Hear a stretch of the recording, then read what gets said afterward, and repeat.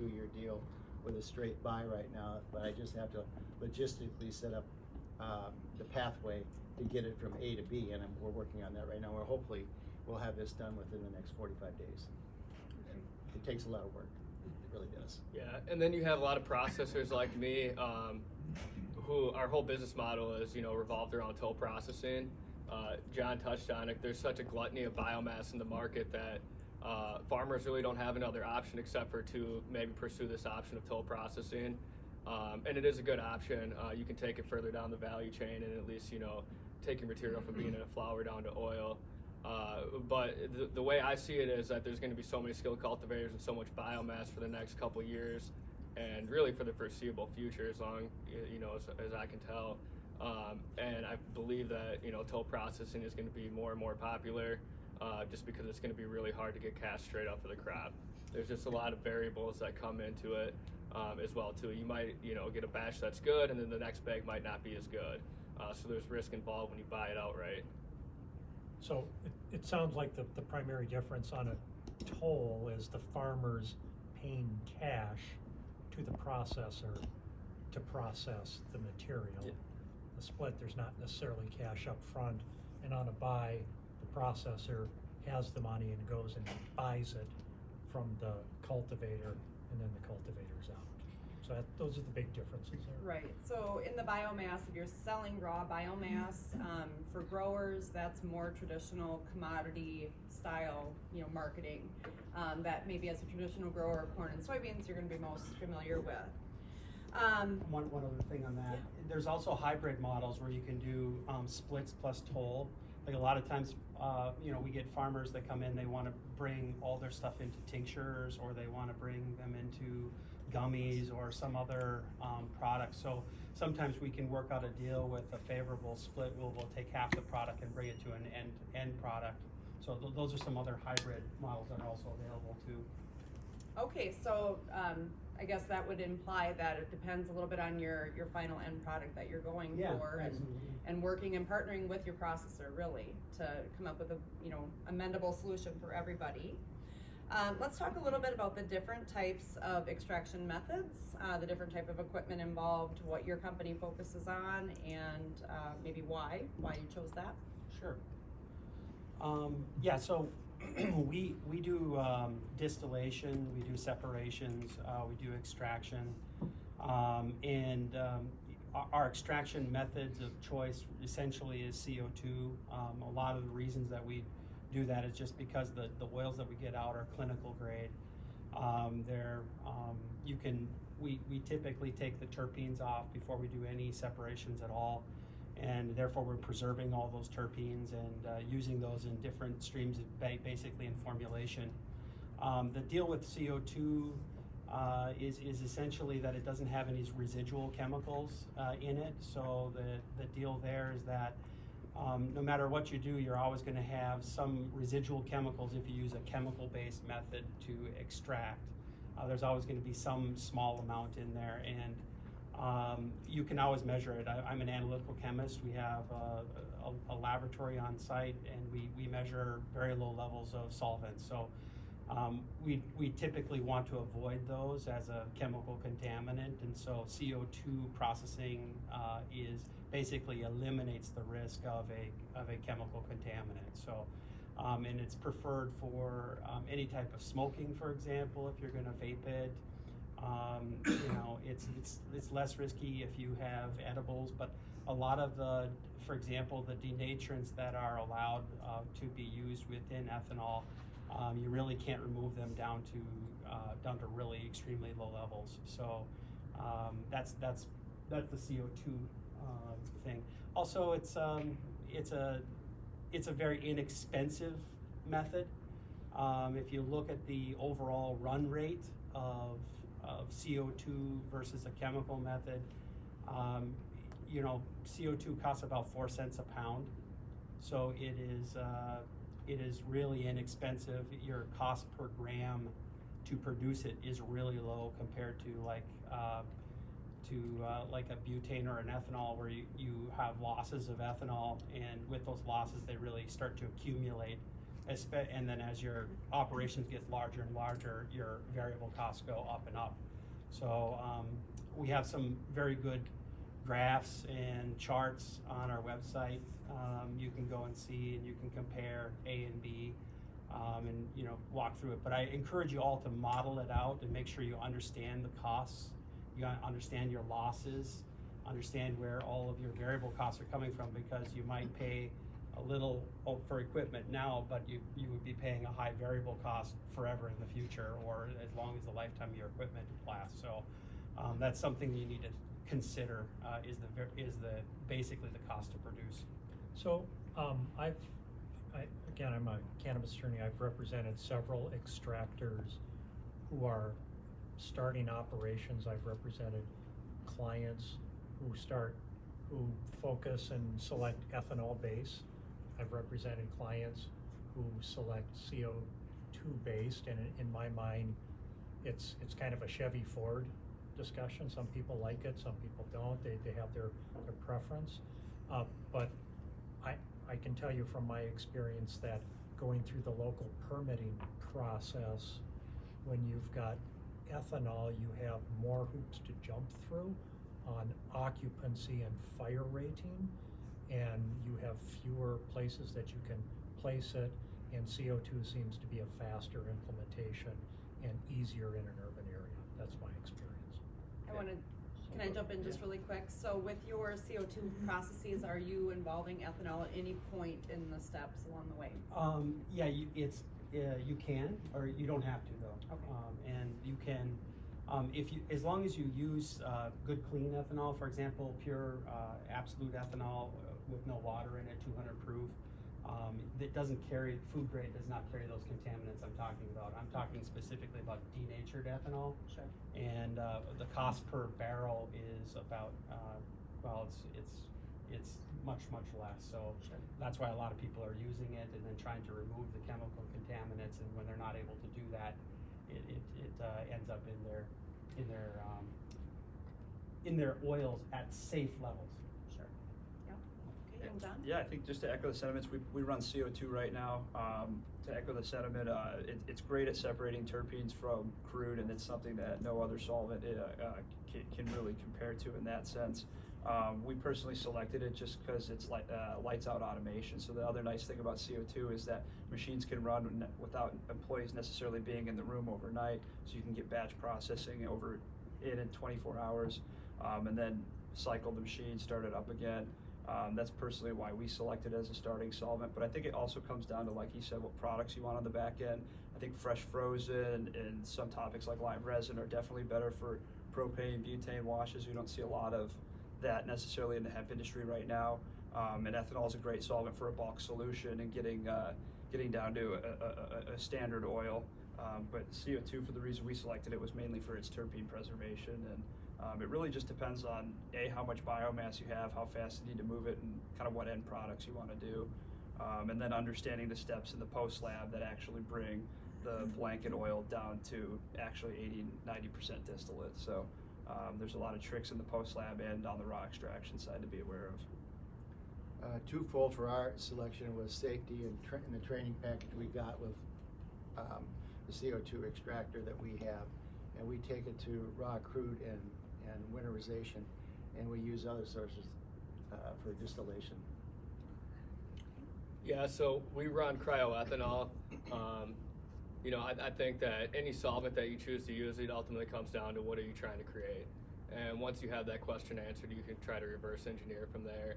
And the fact of the matter is that every solvent is very good at extracting cannabinoids from the hemp plant or any cannabis plant. But we chose to do the alcohol route simply because we wanted to make sure that we had a solid full spectrum oil. So the full spectrum based approach is very, very important to us, and we're able to do a lot of innovation with genetics and the development of different products by having a full spectrum product. And we also found that, hey, this is really old technology. Back in the day, basically, if this was booze, you put your flower in there, you shake it up, and you take a shot of it. So we've been using alcohol to extract from the cannabis plant for hundreds of years. and the history behind that, and just ultimately what we were trying to create in our end products led us to choosing ethanol. And it is very efficient. And what's cool about being an alcohol extractor is that we don't have to just use ethanol. So we've actually experimented with different organic solvents, sugarcane. There's all these different alcohols out there that you can basically swap out in your process. And then it also is advantageous because we can extract other botanical herbs as well. So basically, if we want to extract agave, lavender, we can feed that right into our system, choose our solvent, and extract with it. So the system that we built, we say we run cryoethanol, but it's really just it's a custom-built system to allow us to do these customized extractions. So we try to take it a little bit beyond just using ethanol, but ultimately it just depends on what you're trying to create. I don't think one is better than the other. It just is all about what your company is trying to do. Can we talk, we've touched a little bit just in conversation here on the different end products that you can produce. We've heard distillate thrown around, crude, isolate. So can we talk about, what you're producing the most of and why? Is it based or driven by the market or demand of brands and how they're looking to start formulating their own products? What are they wanting to start with? That type of thing. We produce a lot of full spectrum. I know John does a lot of distillate, you guys do isolation, so maybe I can just kick it off. Basically what we do is whatever the farmer brings us in plant material, we're gonna extract that and put it down into an oil. So we call that our full spectrum oil. It's most commonly referred to as crude oil. We don't like to give that term just because it doesn't seem like it's crude to us. But that's what we do. We take the plant, we do a basic extraction, put it down into full spectrum oil, and then we can play with different decarb ratios in order to give us the cannabinoid profile that we're looking to produce. But these guys do, everything. I'll just maybe pass it down the line from there. Yeah, so we do a lot more distillation, and this is where, we could probably talk about definitions and how other people perceive these definitions. But whether it's broad spectrum or full spectrum, I think full spectrum is typically thought to have all the entourage of cannabinoids plus the terpene profile in there. Kind of what's unique about what we do is we take a broad spectrum distillate and then reincorporate those terpenes back in. So we don't have things like chlorophyll, residual solvent. We've seen azulene come through distillation heads as well. So I don't know if I would technically classify our terpene infused broad spectrum as a full spectrum, because it kind of gets into a dicey gray area with the terminology. But really focusing on highly pure distillations and taking out a lot of the undesirables like chlorophyll. And like I said, we've come across azulene. And a lot of that stuff you can tell farmers who take care of their products and farmers who don't, because it typically has how you wash salts through your root bases before flowering, and a lot of care techniques that go in that we can actually see on the back end and pull those things out. So it's kind of interesting to see who the skilled growers are and aren't, based upon the oil that's coming through the back end, based upon how they're feeding it, what chemicals come through. But yeah, really interesting. What kind of range are you seeing? Good to bad? There's a big range, but this year we've really dialed it in because this is our second and a half year kind of doing this thing, and so we're working pretty exclusively with some guys who we believe that they know what they're doing. But yeah, from certain farms, we definitely see patterns from certain areas about what, like for example, like up in the Cambridge, Isanti area, we've seen a lot of azulene come through, and typically we thought it was crustacean feed that they were giving their plants in the flowering period, but it turns out it might be runoff from neighboring farms from who knows what. And so when you're picking your plots, you got to be really careful, but a lot of stuff could come through on the back end, it could not. It just really depends on your geographics. So crude oil comes from the extractor. Usually it's winterized in some way, which means the waxes are taken out. That can be done in the extractor or it can be done with the post-process. After that, you go through to a distillate. This is where you're taking more of the waxes and more of the chlorophyll colors out. That's where you see that nice yellow color. Distillate is what they call it. Now, as you're going through this process, the THC is concentrating in there, and if you want to get the THC out, you're going to have to do something. So typically your distillate will be right around 60 to 70% potent on the CBD side, but it could go up to 5 to 10% THC, depending on what you started off with. There's a difference between a first pass and a second pass and a third pass distillate. That basically you're doing the distillate again and again and again. After that, there you have a couple different options. You can either move it to isolate. Isolate is where you basically precipitate out the crystals, and so they're white, and wash them so they're nice white pure crystals. Those can be up to 99% potent, and usually the THC and the supernatant, which is in the matrix, is left behind, and you discard that. And then the last one would be a broad spectrum, where you're taking the distillate itself and you're separating out the THC, discarding that, and you do that with a process called chromatography. So there's a whole line of different styles of, you got winterized oils, you have distillate oils, first pass, second pass, third pass distillate oils, then you have isolate, which is the pure crystal, and then you have broad spectrum, which is basically THC non-detect oils that are full spectrum, meaning they have all the minor cannabinoids in them, and they also have all the terpene profile to them. So that's the bottom line when it comes to the different types of bulk oils that you get out of that. After you get those bulk oils, you can formulate them into any different type of product, including tinctures or gummies or edibles, whatever your desire is. You can also put it into topicals.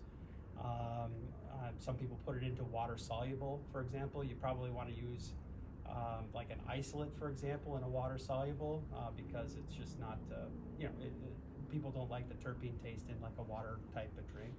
So those are the different options for you.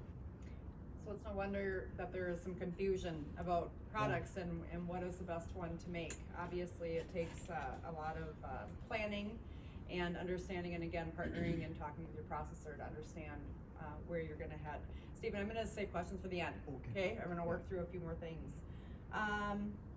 So, in your opinion, or what are you seeing, or what do you prefer to see from your growers as far as how are you requesting that things are being sent to you from the grower, from the farmer? Like, moisture percentage, do you want it milled, bucked, are you offering all of those other services? What are you requesting? Well, we typically require, that it has a low moisture content. We do that for the farmer's own sake, because if it sits there, it's going to mold, and so you want it dry. And we don't want mold coming into our facility. We don't want to be processing a bunch of sticks and stems and hemp seeds, so we typically have a specification on that. We also don't want to be processing 3% material. It's not that you can't do it. It's just it's not a very good deal for us on a split. We won't do it on a split. But even for the customer, if they're going to do like a toll processing agreement, why do a 3% material? And then there's some legal things that you have to do with transport. I'll let you take that. Yeah, so when you've got that biomass coming in, you need to make sure that it came from a compliant source, that it was tested. In Minnesota, there's something called a Fit for Commerce certificate.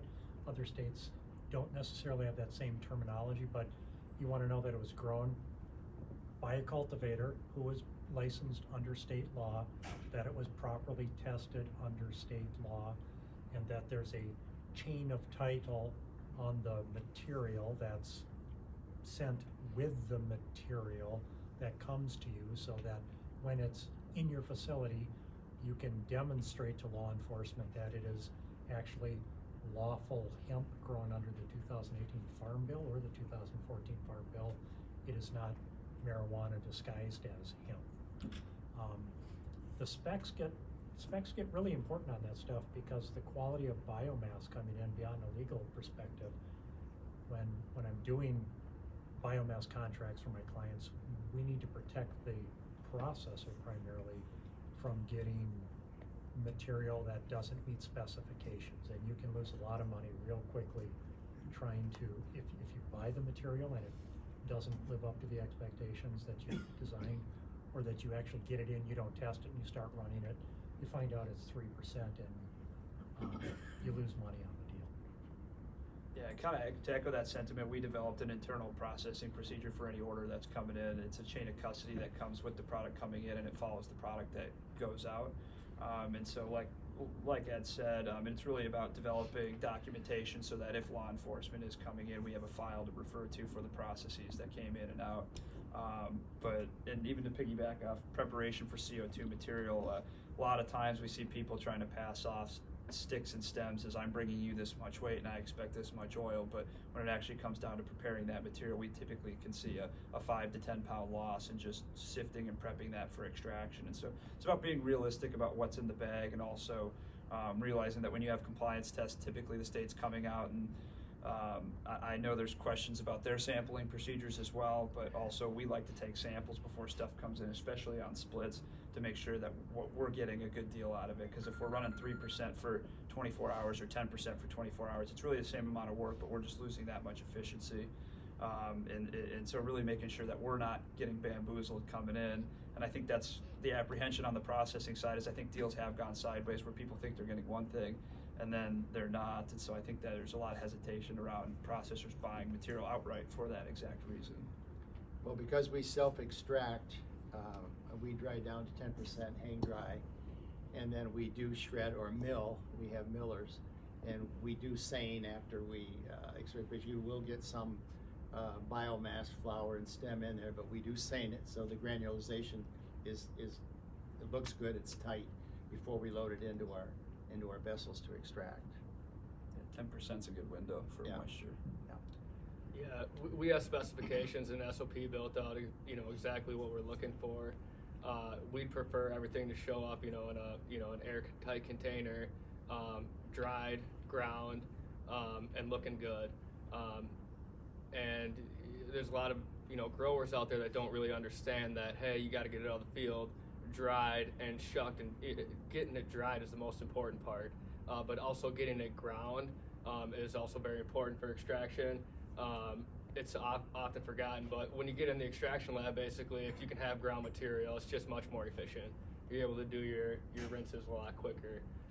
So dried, ground, and sealed, and just to prevent mold is the big thing. But yeah, I mean, the more you can do to make your hemp look attractive to a processor, the better. So the less work that they got to do, if you can bring it to them and it's ready to go in the extractor, that's what you're looking for. And the farms that go out there and are proactive in doing that, I think, are the ones that are going to find a lot of success in this industry. Yeah. I've got a follow-up question on that for the panel. Is you track the material, coming in. I know QR codes are becoming a big issue on outbound. Are you able to identify outbound batches to inbound batches and go from literally seed to shelf on that? Or how are you addressing it, John? We typically, we have a system called the IGW lab. It's a software-hardware combination, and everything's barcoded coming in. So we're tracking weight in, weight out, yields, operators at every step of the way. It's a part of the GMP compliance and data integrity stuff that's required. And we're able to basically track, when we create a tincture bottle, and then a lot that goes on that, we can actually, we can trace it to the piece of equipment that was used, the person that did that, whether or not it was calibrated or not, and the incoming lot, no problem at all. So those are the types of, software solutions that are available to you that really help bring all the data and the manufacturing execution all together. It's a really important piece.